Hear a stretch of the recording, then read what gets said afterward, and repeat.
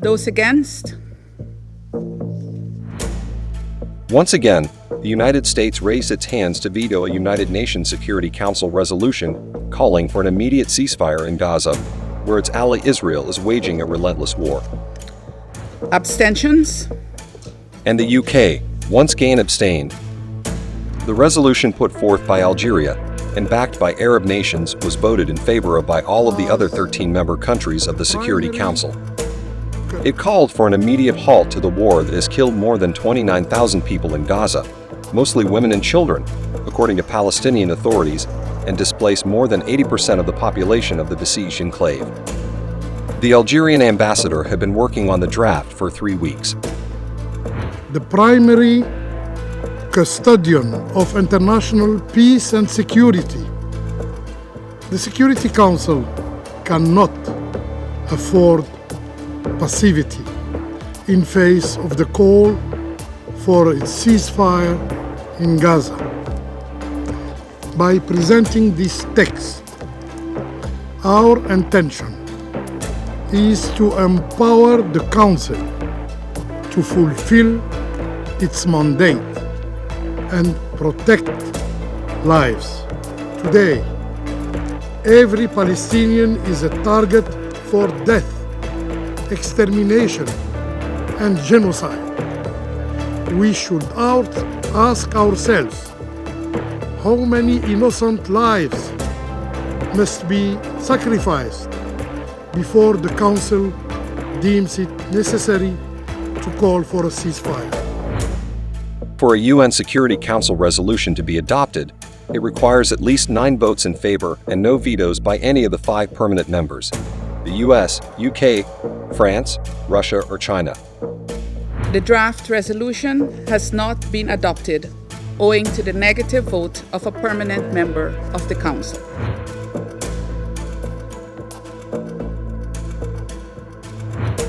The reason behind the US decision to use its veto power was that it felt the resolution would have sabotaged ongoing negotiations between Hamas and Israel on a ceasefire in Gaza and a prisoner hostage release deal, even though the draft was supported by the 2 countries, Egypt and Qatar, which are leading the mediation efforts between Tel Aviv and the Palestinian armed group.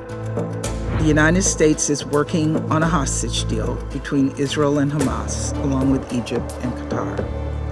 Any action this council takes right now should help, not hinder these sensitive and ongoing negotiations. And we believe that the resolution on the table right now would, in fact, negatively impact those negotiations.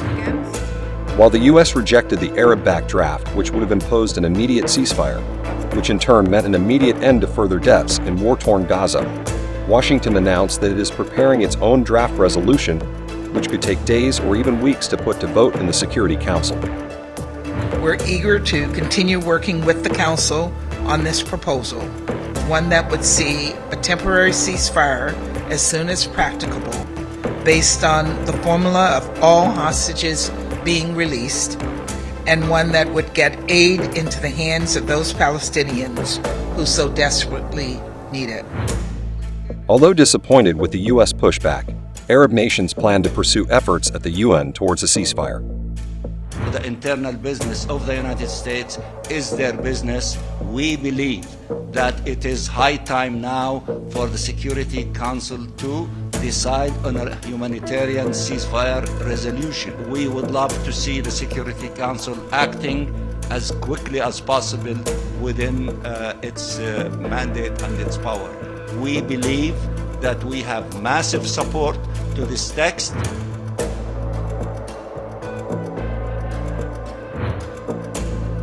China, which also has veto powers in the Council, criticized the US move, saying it sent the wrong message and gives Israel a green light to continue the slaughter. The U.S. claimed that a UN Security Council resolution would interfere with the ongoing diplomatic efforts is totally untenable, given the situation on the ground. To remain passively evasive on the issue of immediate ceasefire is nothing different from giving the green light to the continued slaughter.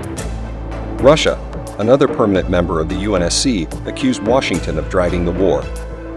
написала делегация Соединенных Штатов. This was yet again written by the United States delegation, the U.S. delegation, which continues to pursue the same objective to provide cover for its closest Middle East ally, and to drag out time to the greatest possible extent for them to be able to carry out their inhumane plans against Gaza, specifically to expel the Palestinians from the Strip, and to completely cleanse the Strip, essentially and quite literally transforming it into an uninhabitable territory. France, Qatar, Saudi Arabia, and Norway expressed regret UNSC ceasefire resolution could not be adopted. The Office of Palestinian President Mahmoud Abbas said the U.S. veto defied the international community.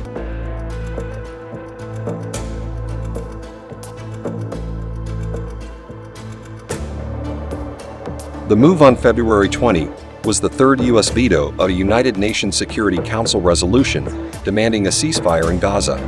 However, Washington's decision to demand a ceasefire, even though temporary, in a draft resolution it is preparing, seems to show that the U.S. is changing its tone on the war. From describing the death of Palestinian civilians as the price of waging a war, to calling for a temporary end to the fighting, the Joe Biden administration seems to have come a long way. But is it enough? Only time will tell. Meanwhile, as the world leaders work on permutations and combinations, ordinary Gazans face the brunt of the war.